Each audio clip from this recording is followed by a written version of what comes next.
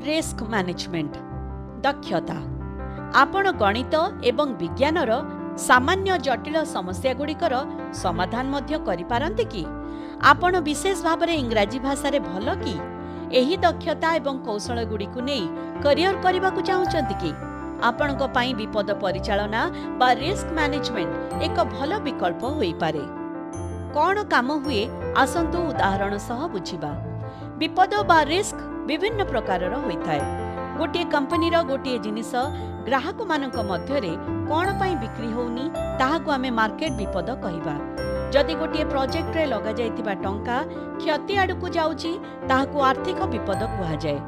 मुद्रा विनिमयर मूल्य गुड़िकरे परिवर्तन हेतु जदि आमदानी मूल्य वृद्धि हुए वैदेशिक मुद्रा विनिमय विपद कहिबा। जदि जने लोक किंबा कंपनी को बैंक ऋण देला परे से न फेराई पारिले ताहाकु क्रेडिट विपद कुहाजिबो। रिस्क मैनेजर माने एही परि विपद एवं विभिन्न उपाय गुड़िकर गणना एवं मूल्यांकन करंती एवं विपद गुड़िकु एड़ाइबा पई सूत्र बाहर करंती। करियर स्पेशलाइजेशन रिस्क मैनेजमेंट एक बृहत विषय। एहा भितरु एक निर्दिष्ट विषय रे स्पेशलाइजेशन करी करियर करी हेबो। जेपरिकी पोर्टफोलियो विपद परिचालना, क्रेडिट विपद परिचालना, स्वास्थ्य विपद परिचालना, डिजिटल विपद परिचालना, आईटी विपद परिचालना, तृतीय पक्ष विपद एनालिस्ट, मार्केट विपद एनालिस्ट इत्यादि। आपण एही करियर को किपरि प्रवेश करिवे